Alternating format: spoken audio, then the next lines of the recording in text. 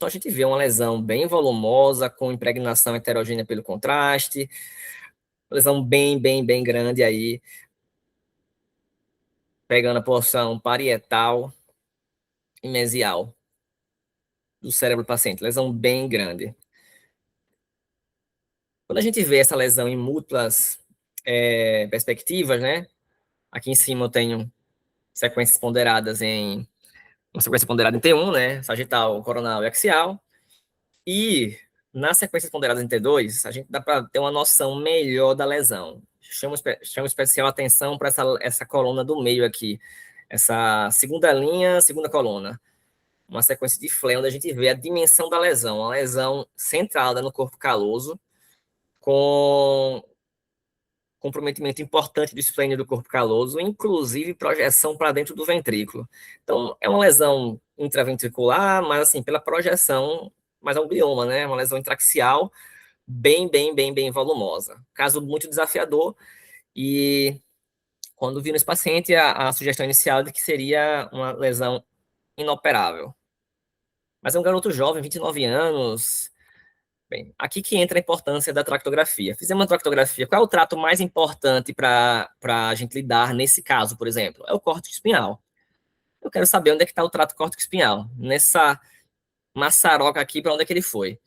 Porque qual é a minha intenção? Eu quero saber por onde que eu vou abordar esse paciente. Porque, geralmente, a nossa abordagem, quando a gente vai planejar uma cirurgia, então, se você é radiologista, a informação que o cirurgião quer saber, basicamente, é onde é que está o trato córtex espinhal, por exemplo, que é o que dá sequela, né? Então, foi isso que a gente fez. A gente reconstruiu o trato desse paciente. Reconstruiu o trato dele. Você pode ver o trato córtex espinhal aí predominantemente azul. E a gente segmentou aí em mostarda a lesão.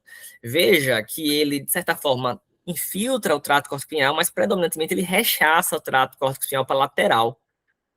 Então, tendo em vista essa distribuição, a gente acreditou, olha, como a distribuição é essa, a gente vai acabar optei por uma abordagem mais hospital,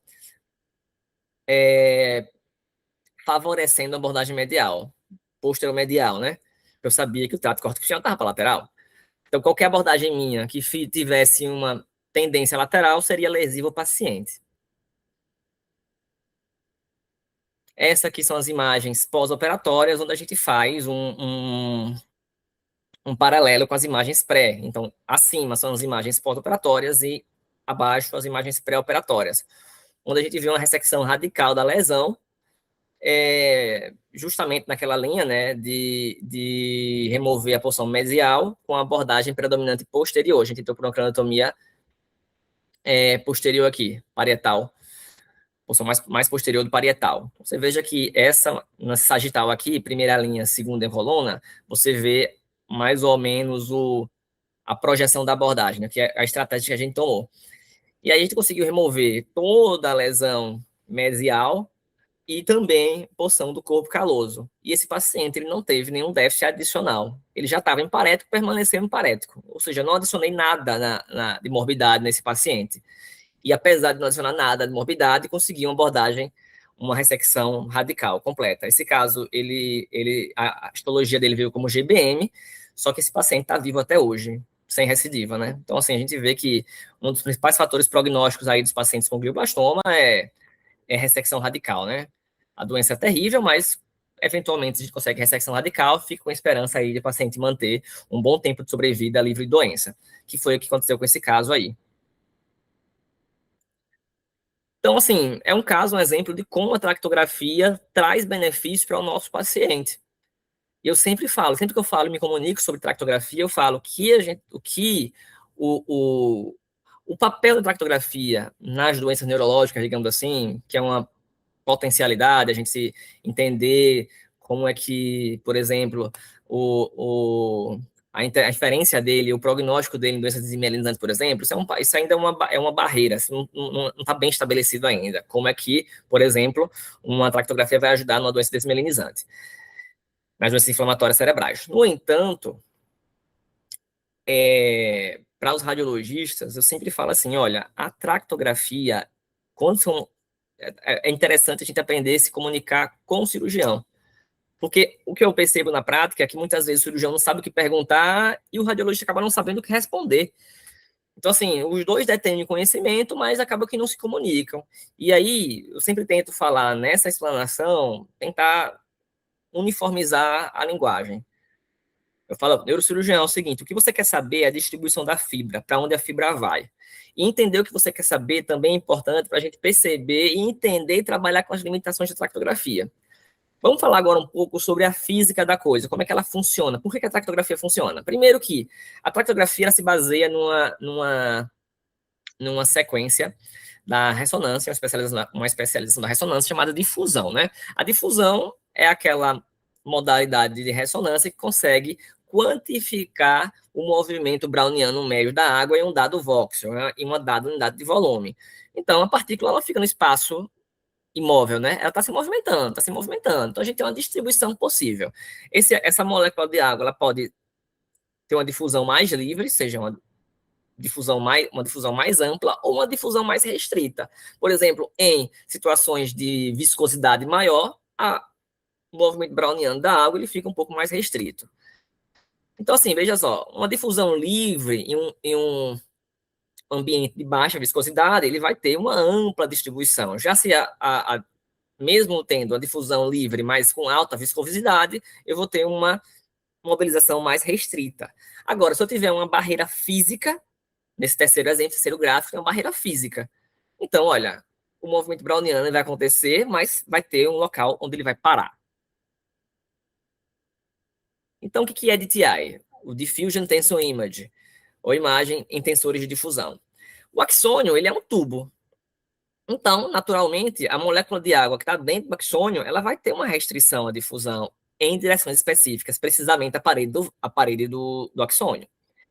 Então, o nome DTI, que é a imagem por tensores de difusão, traz um nome aí que a gente não está muito habituado em saúde, que é tensor, né? A gente não trabalha com tensores em saúde, mas a turma da matemática entende. O tensor é uma abstração matemática, é uma elipsoide, é uma abstração matemática. E, basicamente, o que o DTI tenta fazer, o DTI é a imagem base em que se baseia a tractografia.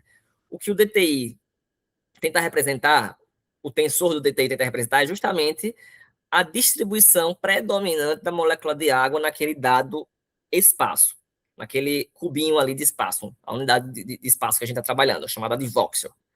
Então, eu posso ter uma molécula que se difunde livremente em todas as direções, que vai resultar em um tensor esférico, esse exemplo que você está vendo aqui à sua esquerda, e à sua direita eu vou ter, deixa eu botar aqui um pointer, opa, pointer. E à sua direita aqui, eu vou ter um tensor elipsoide, naturalmente, em algum local onde a molécula ela sofre uma restrição na lateral aqui, por exemplo, e se difunde preferencialmente nessa direção. Então, o tensor ele traz essa propriedade de conseguir, de certa forma, descrever o movimento predominante da molécula de água em uma região. Esse tensor aqui esférico a gente chama de isotrópico. Um tensor mais amassado, mais achatado, a gente chama de anisotrópico. Só que as coisas não são assim, ou é isotrópico ou é anisotrópico. Eu tenho uma matriz, ou melhor, tenho um gradiente de possibilidades, desde tensores com baixa anisotropia até tensores com altíssima anisotropia. Tá bom, eu quero entender agora como é que isso chega na tractografia. Beleza. Pense então o tensor, para você ter uma noção melhor da matemática da coisa, como se ele fosse um vetor. Um vetor. Então, naquele espaço, naquele ponto do espaço, eu tenho vários vetores. Vários vetores que eles vão interagir, mas eles vão ter uma distribuição preferencial, que vai ser representada por esse tensor aqui específico. Não confunda DTI com DWI. Nem toda DWI é DTI, né? DWI, quando a gente, um diagnóstico de meduloblastoma, restrição à difusão. Isso é DWI, é imagem ponderada em difusão. Só que nessa imagem ponderada em difusão, eu não estou avaliando direção, eu estou avaliando a difusão, ou seja, a restrição, melhor dizendo, da molécula de água naquele voxel. Não estou colocando especificidade de direção. O DTI, eu obrigatoriamente estou avaliando a difusão sob o aspecto de uma direção. Então, tem uma variável direcional associada. O DWI não tem direção. Ok, mas assim, é o seguinte, você me falou que um tensor pode ser representado como se fosse um vetor. beleza, que é a representação da direção, que melhor, da distribuição preferencial dos axônios naquele dado ponto do espaço ali. Só que a gente sabe que em um pixel, em um milímetro cúbico, eu não tenho só uma população de axônios, eu tenho diversos se cruzando. Aí está a primeira limitação da tractografia. Você não pode entender tractografia como se fosse a distribuição real das fibras ou está escrito em pedra. Você vai ver que isso é uma coisa meio relativa.